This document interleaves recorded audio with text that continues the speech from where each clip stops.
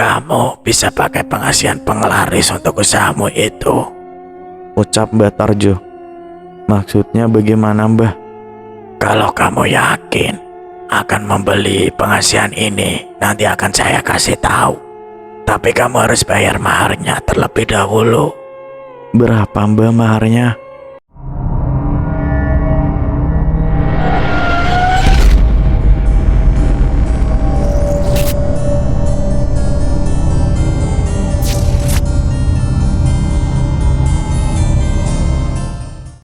Risma merupakan seorang istri dari Mas Faris.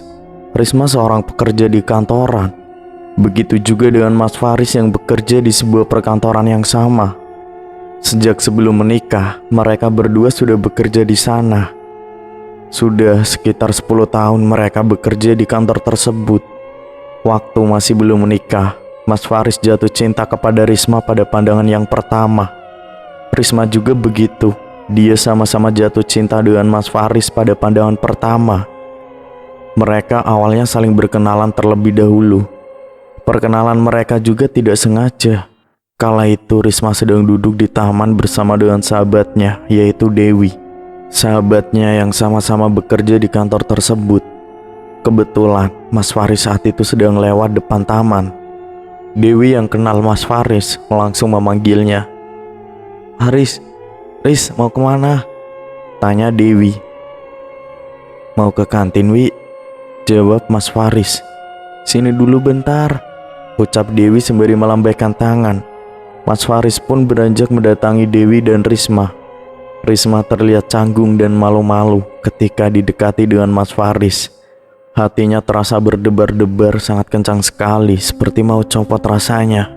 Ini ada yang mau kenalan sama kamu, Mas, ucap Dewi. Ih, Dewi apaan sih? Enggak Mas, jawab Risma malu-malu. Pipi Risma pun berubah menjadi merah merona. Namun Faris memberikan tangan kepada Risma untuk berkenalan. Kenalin, aku Faris, kamu siapa? Ucap Mas Faris. Aku Risma, jawab Risma malu-malu. Perkenalan singkat tersebut pun berlalu, dan Risma pun memberikan nomor HP kepada Mas Faris. Risma dan Mas Faris sekarang saling mengirim pesan lewat chatting. Kadang mereka juga teleponan. Hubungan mereka semakin dekat hingga akhirnya mereka berpacaran. Risma dan Mas Faris menjalin hubungan selama 2 tahun. Mas Faris menyatakan keseriusannya kepada Risma untuk menikahi Risma. Akhirnya Mas Faris datang ke rumah Risma untuk menemui kedua orang tua Risma, meminta restu kepada kedua orang tua Risma. Ketika kedua orang tua Risma dan Mas Faris sudah merestui, mereka pun menikah. Setelah menikah, Risma dan Mas Faris masih tetap bekerja di kantor. Beberapa bulan menikah, Risma dan Mas Faris mendapatkan kabar bahagia bahwa Risma dan Mas Faris telah diberi kepercayaan dari Allah Subhanahu wa Ta'ala. Risma tengah mengandung anak pertama. Saat Risma hamil, dia tidak diperbolehkan oleh Mas Faris untuk bekerja. Kamu tidak usah kerja dulu, kamu cuti hamil saja, ucap Mas Faris. Tapi Mas, jawab Risma, gak ada tapi-tapian, kamu ikuti saja apa kataku, ucap Mas Faris. Iya Mas, jawab Risma. Semenjak hamil, Risma akhirnya cuti kerja supaya Risma lebih fokus untuk menjaga kehamilannya.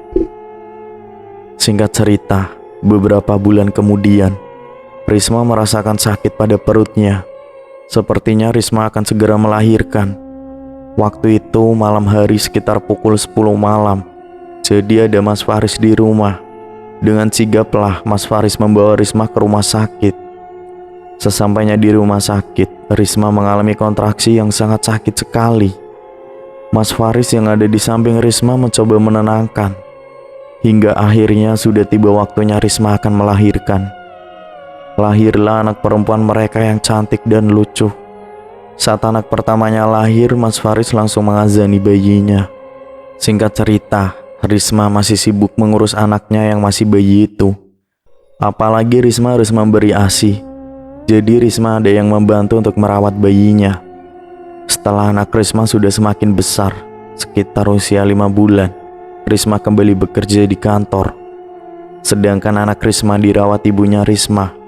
Risma kembali bekerja. Risma dan Mas Faris biasanya berangkat ke kantor sekitar pukul 6 pagi. Sedangkan pulangnya jam 8 malam karena harus lembur.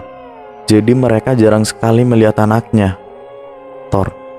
Setiap berangkat anaknya masih tidur. Saat pulang bekerja anaknya juga sudah tidur. Jadi Risma dan Mas Faris bertemu dan bermain dengan anaknya itu setiap hari Minggu. Saat hari libur kantor, Risma masih tetap memberi ASI untuk anaknya itu. Setiap malam sebelum tidur, Risma selalu memompa ASI terlebih dahulu untuk nantinya disimpan pada kantong ASI sebagai stok ASI untuk anaknya setiap hari. Namun meskipun begitu, ibunya Risma tidak keberatan jika anak Risma dirawat oleh ibu Risma. Setiap hari Risma dan Faris selalu sibuk dengan pekerjaannya. Jarang sekali berkumpul dengan keluarga. Hari-harinya disibukkan dengan kerja, dan kerja. Hingga anaknya sekarang beranjak umur 1 tahun, Risma masih tetap bekerja. Saat waktu libur kerja, Risma dinasihati oleh ibunya. Riz, kamu itu apa gak kasihan sama anak kamu? Dia rindu sosok ibunya yang selalu ada untuk mengurus. Kamu jangan egois begitu. Bukannya ibu tidak mau mengurus anak kamu, tapi mumpung belum terlambat nanti kamu menyesal. Jelas ibu Risma. Seketika Risma termenung mendengar apa yang dikatakan oleh ibunya. Iya bu, nanti aku bicarakan dulu sama Mas Faris, ucap Risma. Biar Faris saja yang bekerja. Kamu urus anak kamu sebagai ibu rumah tangga, atau kamu cari kerja lain yang bisa sembari rawat anak kamu. Ibu Risma menimpali. Sore berganti malam. Risma mengatakan kepada suaminya tentang apa yang dikatakan ibunya tadi siang. Mas, gimana kalau aku resign saja dari kantor? Tanya Risma. Memangnya kenapa? Tanya balik Mas Faris. Ya aku mau lebih dekat dengan anak kita mas. Kan selama ini anak kita diurus terus sama ibu, ucap Risma. Ya sudah terserah kamu saja. Aku mengizinkan apa baiknya untuk kamu, jawab Mas Faris. Mas, kalau aku buka usaha saja gimana? Tanya Risma. Usaha apa Riz? Emangnya nanti kamu tidak tambah repot? Ucap Mas Faris. Buka warung saja kali ya mas. Kan nanti anak kita bisa aku jaga di warung, ucap Risma. Warung apa? Emang modalnya cukup? Tanya Mas Faris. Cukup mas kayaknya, nanti aku ambil dari uang simpanan, jawab Risma. Iya aku dukung kamu kok, ucap Mas Faris. Singkat cerita, akhirnya Risma resign dari kantornya dan sibuk merawat anaknya. Risma tidak terlalu buru-buru untuk membuka warungnya. Karena Risma juga masih belum tahu mau buka usaha apa. Risma mencoba mencari-cari di internet mau usaha apa, mencari inspirasi. Sembari menggendong anaknya, Risma menatap layar ponsel. Hingga akhirnya Risma tertarik untuk jualan soto dan bakso. Sebelum Risma akan membuka warung soto dan bakso, dia meminta pendapat terlebih dahulu kepada suami dan ibunya. Waktu itu saat makan malam, Risma menanyakan pendapat kepada suami dan ibu. Menurut mas dan ibu, kalau aku jualan bakso sama soto gimana? Tanya Risma. Apa kamu gak repot Riz? Tanya ibu. Ya terus jualan apa dong bu? Tanya Risma. Sontak suasana menjadi hening. Semua memikirkan usaha apa yang cocok untuk Risma.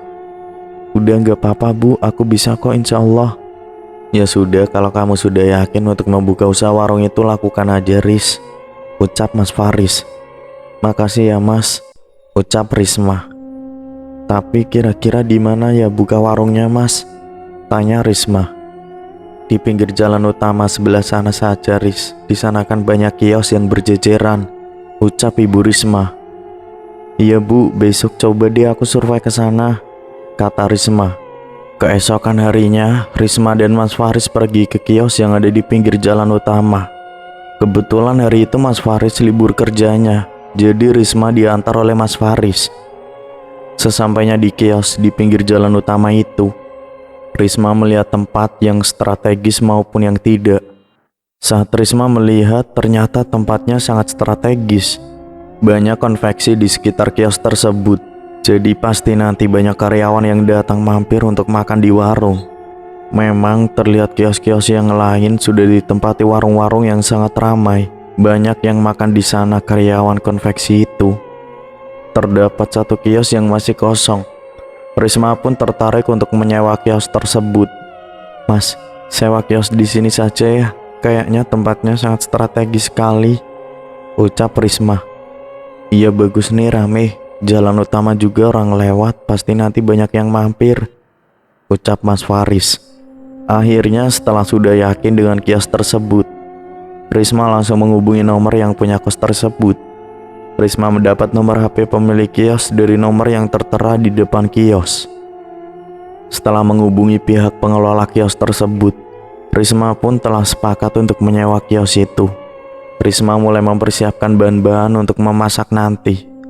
Risma pergi ke pasar terlebih dahulu dengan diantar oleh Mas Faris, sedangkan anaknya dititipkan kepada ibunya Risma. Sesampainya di pasar, Risma belanja berbagai perlengkapan yang cukup banyak, karena untuk stok juga beberapa hari ke depan. Singkat cerita, pagi buta, Risma sudah terbangun untuk mempersiapkan semuanya. Risma dibantu oleh ibunya.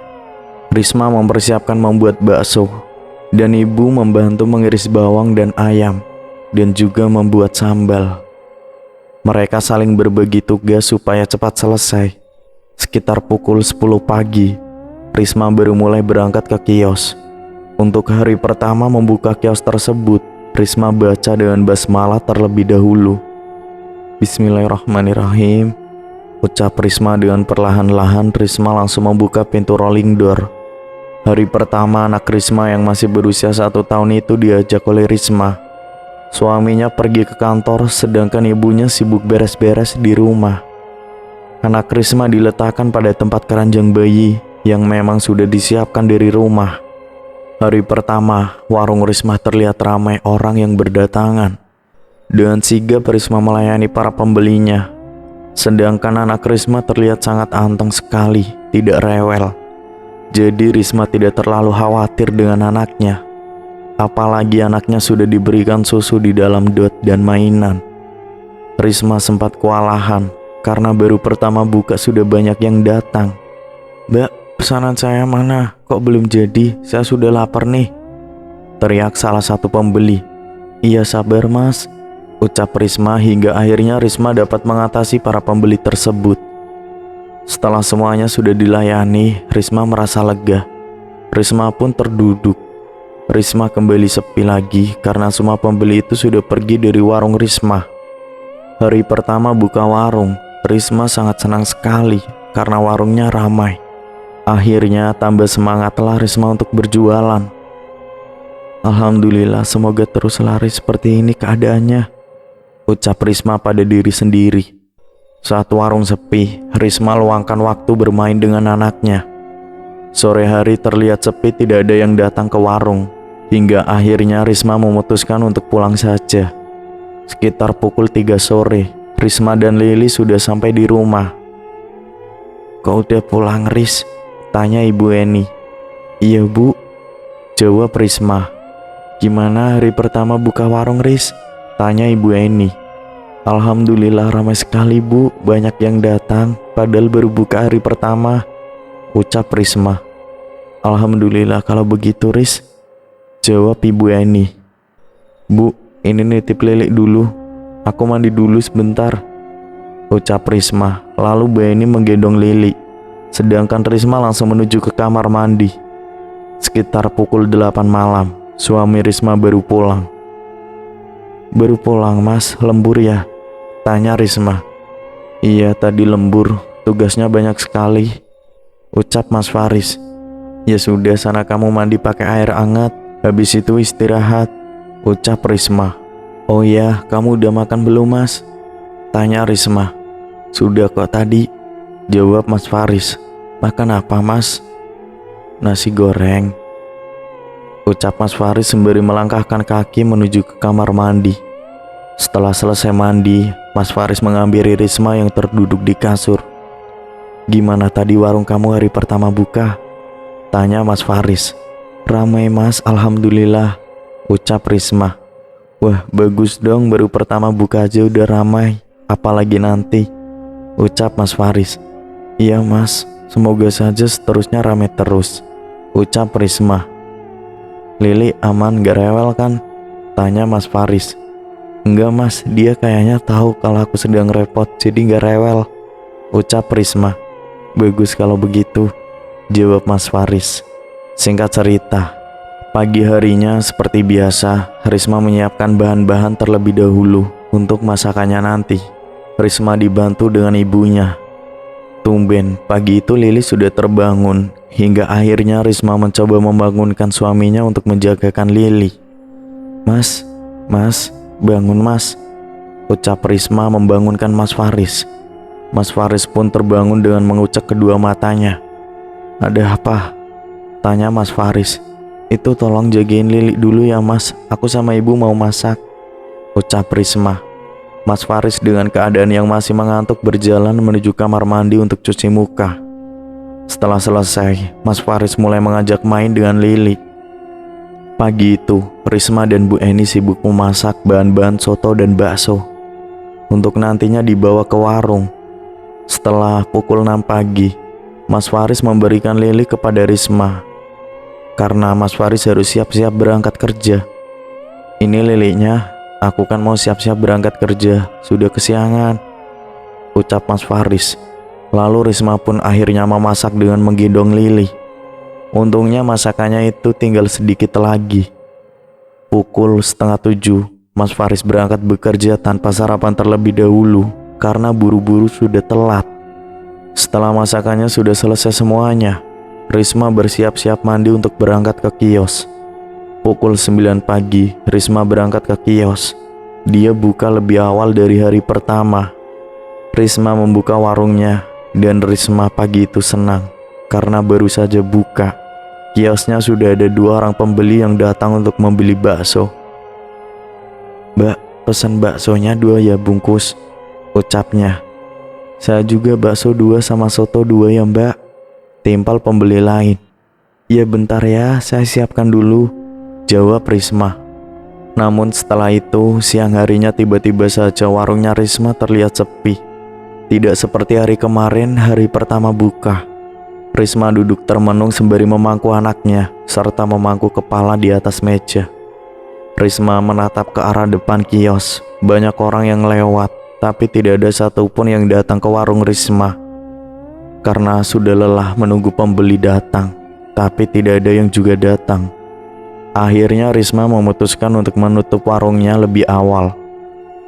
Sesampainya di rumah, Bu Eni dikejutkan kedatangan Risma. Loh, kok sudah pulang Ris? Jam segini apa sudah habis semua daganganmu? Tanya Bu Eni. Namun Risma terlihat bertekuk wajahnya, tidak bersemangat. Aku capek bu, warungnya sepi, tidak ada yang datang. Ada 2 orang saja yang datang tadi pagi bu. Semua orang yang lewat di depan warung, tidak ada juga yang datang mampir. Aku memutuskan untuk pulang saja bu, ucap Risma. Ya wajar Ris, namanya juga kamu baru beberapa hari buka. Orang-orang belum tahu. Kamu sabar saja, namanya jualan yang kadang laku, kadang tidak, ucap Bu Eni.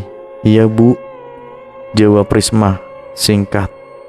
Singkat cerita, hari berikutnya Risma kembali membuka warungnya dan berharap hari itu ramai pembeli.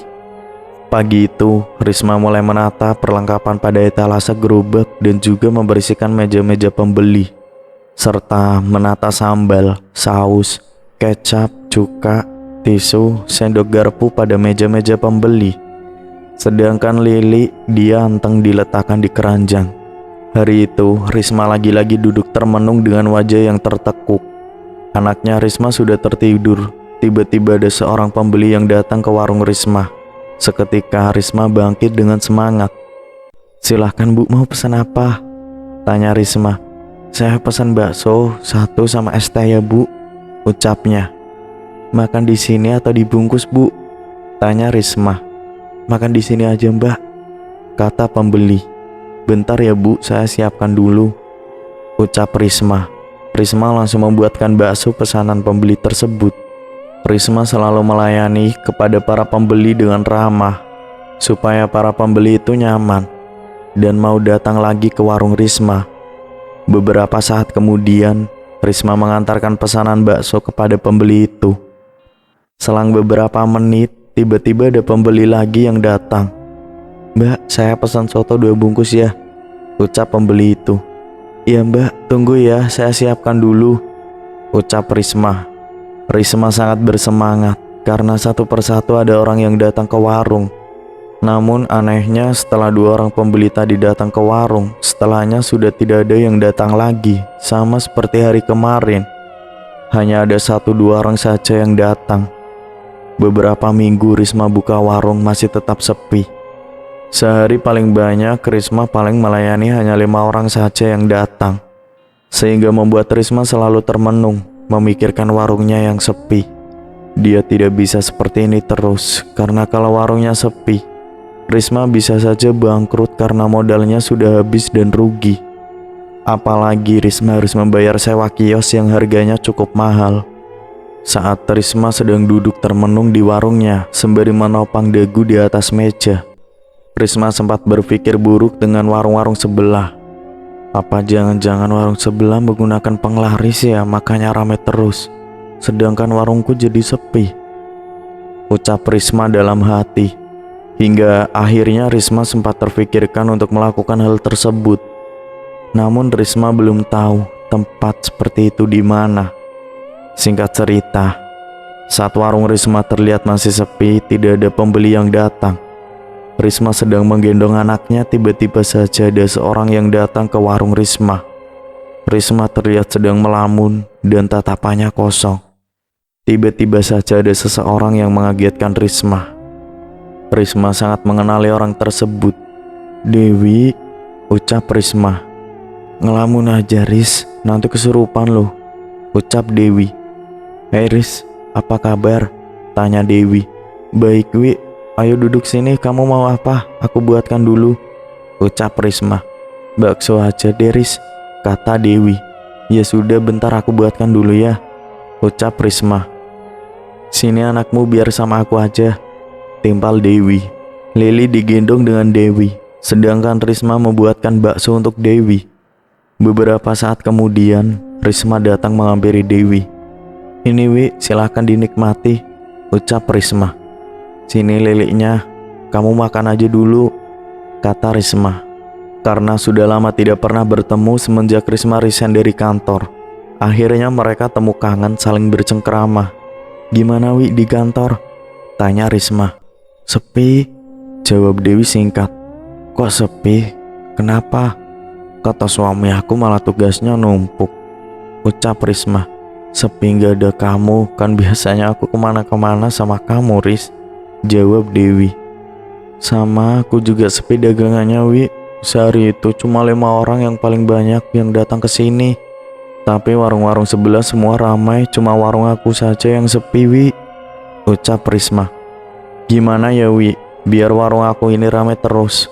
Soalnya kan harus mutar modal sama buat bayar sewa kios," ucap Risma. Seketika Dewi terdiam seperti sedang memikirkan sesuatu. "Oh iya Riz, aku tahu waktu itu ada teman aku yang minta diantar ke orang pintar. Dia juga sama ingin usahanya itu laris manis dan ternyata ampuh Riz," ucap Dewi. "Tempatnya di mana Wi? Anterin aku dong ke sana," ucap Risma. "Ya sudah nanti ya minggu pas libur kantor," jawab Dewi. "Iya Wi, beneran ya kamu mau anterin aku Wi?" tanya Risma. "Tenang aja Riz," jawab Dewi. Dewi ini belum memiliki suami, jadi dia sehari-harinya hanya sibuk dengan bekerja. Singkat cerita, hari libur pun tiba. Risma izin kepada Mas Faris dan ibunya untuk pergi ke rumah temannya. "Mas, Bu, aku titip Lili ya. Aku mau pergi ke rumah teman dulu, ada acara reuni," ucap Risma. "Kamu gak buka warung berarti?" tanya Mas Faris. "Iya Mas, aku capek libur dulu ya," jawab Risma. "Ya sudah, kamu hati-hati," jawab Mas Faris. Akhirnya Risma bertemu dengan Dewi di salah satu tempat. Mereka sudah janjian terlebih dahulu. Hingga akhirnya mereka menggunakan sepeda motor menuju ke tempat orang pintar tersebut. Perjalanan yang ditempuh menuju ke rumah orang pintar ahli supranatural tersebut sekitar 2 jam. Karena letak rumah ahli supranatural itu berada di pelosok dengan jalanan yang berlika-liku. Di tengah perjalanan, Risma bercerita dengan Dewi untuk memecah keheningan. "Wi, nanti kamu tolong jangan bilang sama Mas Faris ya. Soalnya aku nggak bilang sama dia. Ku bilangnya ada reuni sama teman SMA." Ucap Risma. "Iya Riz, tenang aja, sama aku pasti aman kok," jawab Dewi.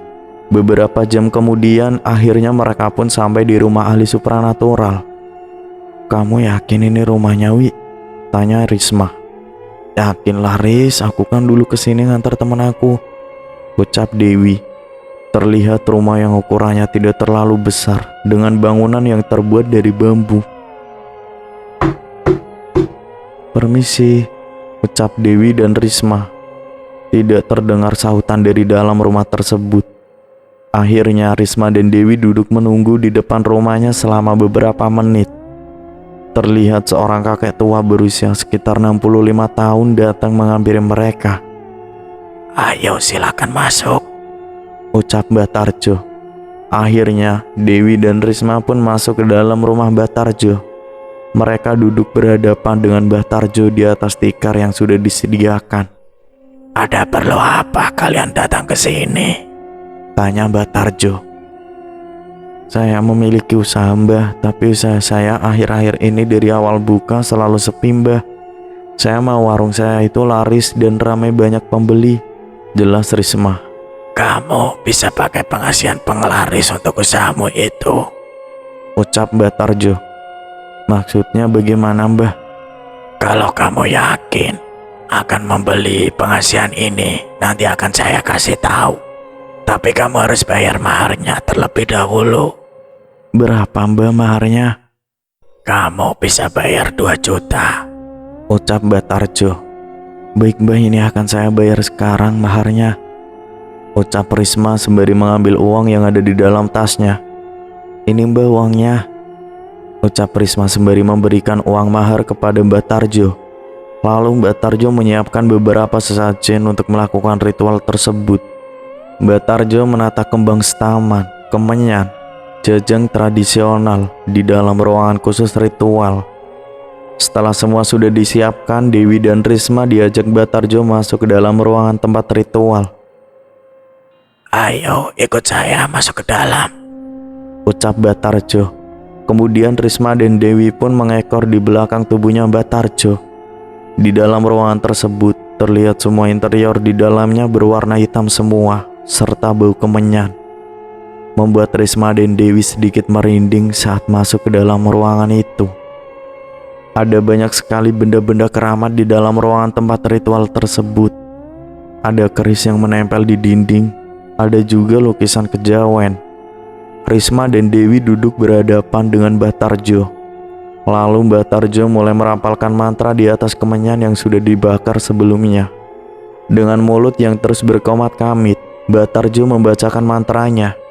Tiba-tiba saja ada hembusan angin kencang yang datang ke dalam ruangan tersebut, serta bau bangkai dan bau anyir yang sangat menyeruak ke dalam hidung Risma dan Dewi. Sontak Risma dan Dewi terperanjat ketika melihat ada sosok yang nyata di depan mata mereka. Seketika Risma dan Dewi saling berpegangan tangan. Tubuh mereka merinding dan bulu kuduk berdiri semua serta gemetaran. Tidak kuasa melihat sosok yang menyeramkan itu ada di depan mata. "Aku takut Wi," ucap Risma lirih pada Dewi. "Aku juga takut Riz," timpal Dewi lirih. Sosok yang berdiri di samping Batarjo itu adalah sosok pocong dengan wajah gosong, dengan mata yang melotot dan mulut yang menganga. Tidak hanya ada satu sosok pocong tersebut, melainkan ada 4 sosok. Lalu Batarjo bercengkrama dengan 4 sosok pocong tersebut. Risma dan Dewi tidak mengerti dengan apa yang dikatakan Batarjo kepada 4 sosok pocong itu. Batarjo mengeluarkan sebuah batu akik dan keris yang berukuran sangat kecil.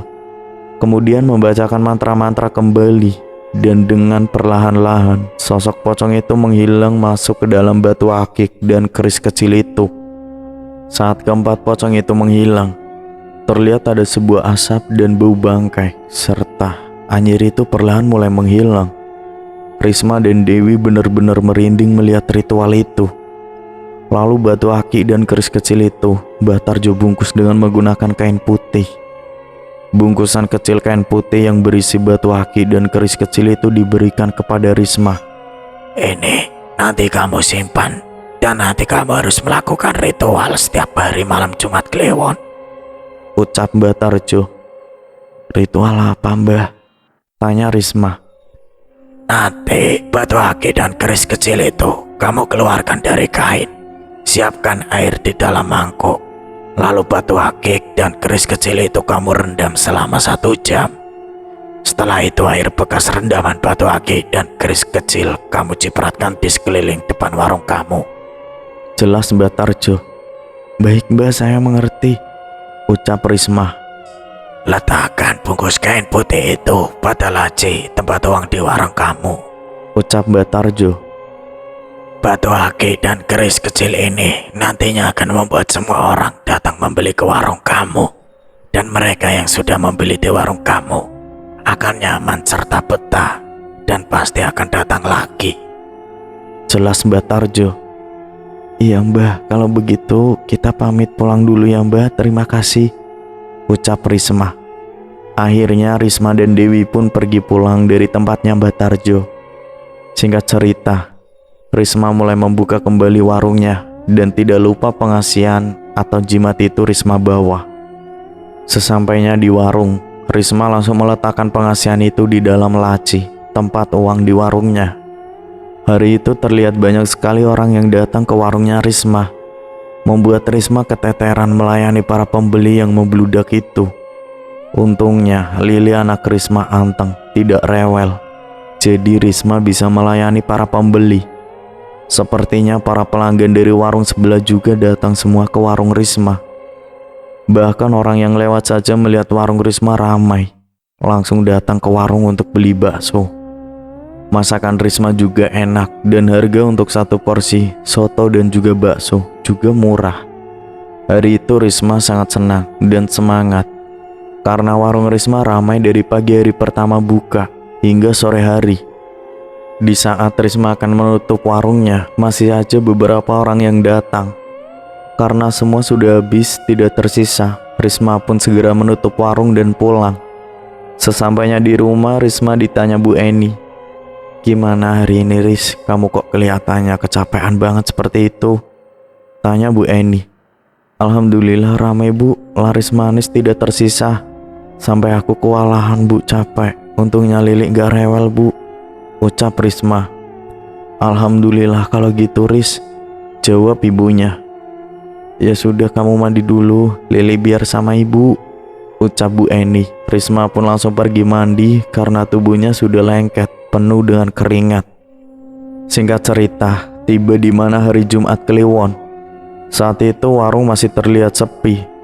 Risma langsung mengikuti apa yang dikatakan oleh Mbah Tarjo waktu itu untuk melakukan ritual. Risma mengambil bungkusan kecil kain putih dan juga Risma menyiapkan air di dalam mangkuk sebagai rendaman batu akik dan keris kecil. Setelah air sudah disiapkan di dalam mangkuk, dengan perlahan-lahan Risma membuka bungkusan kain kecil itu, lalu mengeluarkan batu akik dan keris kecil yang kemudian diletakkan pada air mangkuk. Saat sedang meletakkan batu akik dan keris kecil itu ke dalam air, Risma sembari membacakan mantra yang sudah dihafalnya yang saat diberikan Mbah Tarjo. Setelah sudah dibacakan mantranya, lalu Risma membiarkan benda itu terendam selama 1 jam. Tiba-tiba saja anak Risma yang sedari tadi anteng jadi nangis kejer. Akhirnya Risma gendong anaknya untuk menenangkan Lili. Hingga akhirnya Lili tertidur di gendongannya Risma. Mungkin karena kelelahan, nangis tanpa henti. Setelah itu Lili pun diletakkan di keranjang untuk tidur. Setelah 1 jam, batu akik dan keris kecil itu direndam. Kemudian Risma ambil lagi dan dimasukkan lagi ke dalam kain putih. Lalu diletakkan lagi ke dalam laci uang. Air bekas rendaman tadi lalu Risma bawa ke depan dan dicipratkan di depan warung sembari membacakan mantra. Singkat cerita, Beberapa saat kemudian tiba-tiba saja beberapa orang datang ke warung Risma secara bersamaan. Risma diserbu dengan pembeli. Dia melayani satu persatu pembeli tersebut. Siang itu terlihat padat di warung Risma. Bahkan ada beberapa orang yang tidak kebagian tempat duduknya. Beberapa bulan belakangan, warung Risma ramai terus, tidak pernah sepi seperti awal-awal Risma baru buka warung tersebut. Pendapatan Risma juga semakin bertambah sedikit demi sedikit. Modal Risma balik lagi. Risma mendapat keuntungan yang sangat besar dan dia bisa menabung uang sendiri. Meskipun Mas Faris selalu memberikan nafkah kepada Risma dengan cukup, tapi Risma tidak mau duduk manis saja di rumah.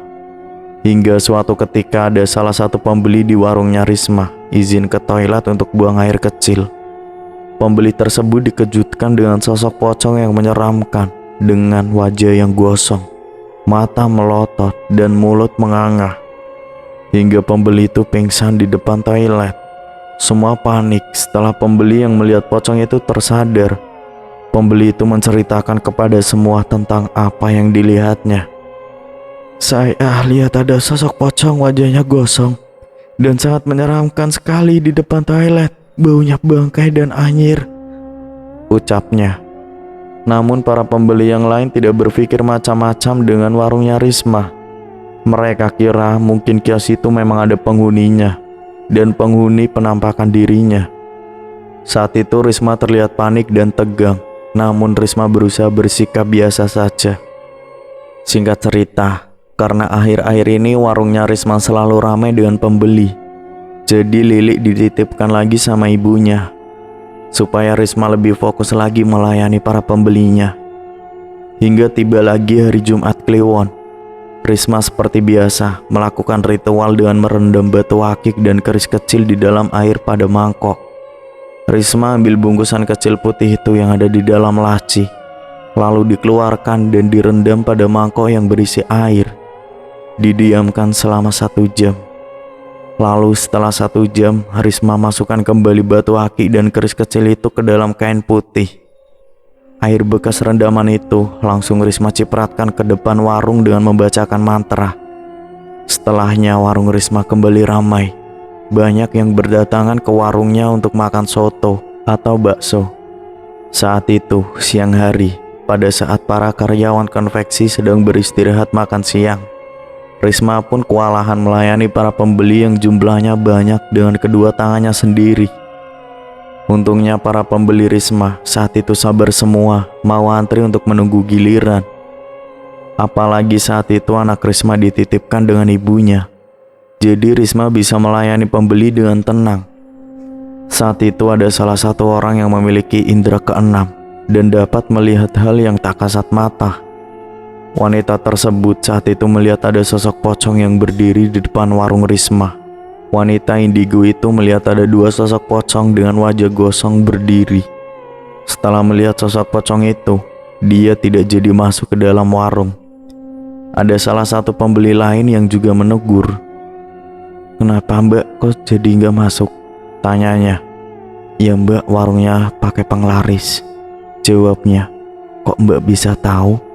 tanya pembeli lain. "Maaf sebelumnya, bukannya mau sombong, tapi saya bisa melihat sosok yang tak kasat mata," jelas wanita itu. "Kalau gitu kita gerbek saja pemilik warung ini ya Mbak," ucapnya. "Tidak usah," jawab Rina, wanita indigo. Rina, wanita indigo tersebut pergi, sedangkan pembeli yang satunya itu tetap masuk dan menanyakan kepada Risma. Mbak, pakai penglaris ya?" ucapnya. "Tidak Mbak jangan nuduh ya," ucap Risma. "Alah, tadi ada pembeli yang melihat kalau di depan warung Mbak ada 2 pocong," ucap Yeni. Sontak para pembeli lain yang ada di dalam warung tersebut mendengar perdebatan. Hingga akhirnya para pembeli itu langsung pergi membayar dan tidak menghabiskan makanannya. Dikarenakan tiba-tiba saja soto dan bakso yang dimakan banyak sekali cacing kecil di dalam mangkuk. Dan semenjak saat itulah warung Risma menjadi sepi. Tidak ada lagi orang atau pembeli yang datang untuk membeli ke warung Risma. Terlihat Risma termenung di dalam warung duduk di kursi dengan tangan yang menopang di dagu. Tiba-tiba pandangan mata Risma menjadi kabur dengan perlahan-lahan membuka kedua mata Risma. Risma melihat ada dua sosok pocong di depan warung. Sosok pocong itu sama persis dengan apa yang Risma lihat pada saat di rumah Batarjo waktu itu. Dengan wajah yang gosong, lebam, kedua matanya yang melotot, dan mulut yang menganga. Sosok pocong itu menatap tajam ke arah Risma. Seketika Risma tercengang dan ketakutan. Saat Risma akan lari ke belakang, tiba-tiba terlihat ada dua sosok pocong yang berdiri di tempat biasanya Risma menyiapkan soto dan bakso. Sosok pocong itu tiba-tiba saja meludahi kuah bakso dan soto Risma. Seketika, tubuh Risma saat itu kaku tidak bisa digerakkan, dan mulutnya seperti terkunci, tidak bisa teriak. Akhirnya Risma pun jatuh ambruk pingsan. Saat Risma pingsan itu, tidak ada satu orang pun yang datang ke warung. Kalau ada orang, kan Risma dapat dibantu. Hingga sore hari, Risma tersadar dengan sendirinya. Singkat cerita, setelah kejadian itu, entah kenapa tiba-tiba saja warung Risma jadi sepi sekali. Tidak ada orang yang datang ke warung. Risma terus duduk termenung memangku anaknya. Karena kembali sepi lagi, akhirnya Lili dibawa lagi ke warung sebagai teman Risma supaya tidak kesepian. Entah kenapa, tiba-tiba saja warungnya jadi sepi tidak seperti sebelumnya. Apa jangan-jangan ilmu pengasihan yang ada di dalam batu aki itu sudah memudar ya? Gumam Risma di dalam hati. Untuk menghilangkan rasa suntuk, Risma bermain dengan Lili. Akhir-akhir ini Risma selalu mendengar dari belakang toiletnya seperti ada orang yang menyalakan keran air. Padahal di warung Risma itu tidak ada siapa-siapa selain Risma dan Lili. Karena penasaran, Risma akhirnya melihat ke toilet dengan membawa Lili. Namun saat Risma lihat ke belakang, tidak ada siapa-siapa di dalam toilet. Bahkan kamar mandi itu terlihat kering lantainya. Kalau ada orang yang mandi atau buang air, pasti lantainya akan basah dengan disiram air. Tapi itu tidak. Tiba-tiba saja Lili yang berada di gendongan Risma menangis histeris seperti ketakutan. Lili membenamkan kepalanya ke tubuhnya Risma. Dia tidak berani untuk melihat ke arah belakang toilet. Dia masih tetap nangis tanpa ada henti-hentinya. Hingga akhirnya Risma bawa Lili ke depan. Dan saat dibawa ke depan, Lili tidak nangis lagi. Karena warung Risma sepi, akhirnya Risma memutuskan untuk pulang saja dan menutup lebih awal. Malam harinya tiba-tiba saja anaknya Risma sakit demam tinggi. Hingga tubuhnya kejang-kejang. Risma dan Mas Faris pun panik. Lili terus menangis kejer tidak henti-henti. Malam itu juga, akhirnya Lili dibawa Risma dan Mas Faris ke rumah sakit. Sesampainya di rumah sakit, dokter langsung memeriksa tubuh Lili. Dan dokter menyarankan agar Lili dirawat inap di rumah sakit. Risma dan Mas Faris pun menyetujui akan hal itu. Menurut dokter, Lili mengidap sakit demam berdarah. Memang tubuh Lili sekarang terdapat bintik-bintik merah. Sedangkan warung Risma akhir-akhir ini tutup kembali karena Risma harus menjaga Lili di rumah sakit. Mas Faris datang ke rumah sakit pada saat malam hari sepulang dari kantor. Suatu ketika ada salah satu orang pintar yang melewati depan warung Risma. Orang tersebut bernama Pak Ruslan. Pak Ruslan saat itu sedang mau makan ke tempat warung samping Risma. Kebetulan Pak Ruslan ini tetanggaan dengan Risma. Pak Ruslan melihat ada 4 sosok pocong yang berdiri di depan warung Risma. Sosok itu dan wajah yang gosong, mata melotot dan mulut yang menganga menatap tajam ke arah Pak Ruslan. Namun Pak Ruslan mencoba tidak menghiraukan sosok pocong itu. Singkat cerita, beberapa hari kemudian, Lili semakin parah hingga akhirnya Mas Faris memanggil orang pintar untuk mendoakan Lili. Dan Mas Faris memanggil Pak Ruslan, tetangga Risma. Mas Faris pergi ke rumahnya Pak Ruslan yang bertetanggaan. "Assalamualaikum," ucap Mas Faris. Waalaikumsalam. Terdengar sautan salam dari balik pintu. Silakan masuk, Pak. Pinta Pak Ruslan. Mas Faris pun masuk ke dalam rumahnya Pak Ruslan. Ada apa, Pak? Tumben datang ke sini. Tanya Pak Ruslan. Saya mau minta tolong sama Bapak. Anak saya di rumah sakit, Pak. Dia sakit sudah hampir seminggu tidak sembuh juga, ucap Mas Faris. Ya sudah, kita ke sana sekarang juga ya, ucap Pak Ruslan. Pak Ruslan pun tidak keberatan untuk datang ke rumah sakit. Singkat cerita, sesampainya di rumah sakit, kondisi Lili sudah sangat mengenaskan, dengan mata yang melotot dan mulut menganga sama seperti pocong yang ada di warung Risma. Astagfirullah, ucap Pak Ruslan. Ternyata Pak Ruslan melihat ada 4 sosok pocong berdiri mengelilingi ranjang tidur rumah sakit yang Lili tempati. Lalu Pak Ruslan langsung melakukan ruqyah pada Lili. Pak Ruslan membacakan ayat-ayat suci Al-Quran untuk mengusir sosok-sosok pocong yang berdiri mengelilingi Lili. Dengan khusyuk, Pak Ruslan membacakan doa-doa, hingga akhirnya sosok pocong itu sudah pergi. Kemudian Pak Ruslan memegangi kepala Lili dengan terus membacakan doa. Tiba-tiba tubuh Lili jadi kejang-kejang dengan terus teriak dan menangis. Namun masih dalam keadaan mata melotot dan mulut yang menganga. Pak Ruslan terus membacakan doa-doa. Sampai pada akhirnya Lili memberontak. Anak sekecil Lili harus mengalami hal yang seperti itu. Saya minta ambilkan segelas air, ucap Pak Ruslan. Lalu Risma langsung menyiapkan segelas air putih dan diberikan kepada Pak Ruslan. Ini Pak, air putihnya, ucap Risma sembari memberikan segelas air putih kepada Pak Ruslan. Pak Ruslan menerima segelas air putih itu, lalu dibacakanlah doa-doa oleh Pak Ruslan. Beberapa saat kemudian Lili tersadarkan diri dan diberikan air putih tersebut kepada Lili.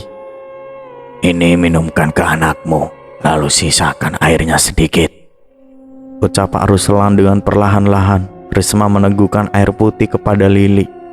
Sisanya basuhkan ke wajah anakmu ya, pinta Pak Ruslan.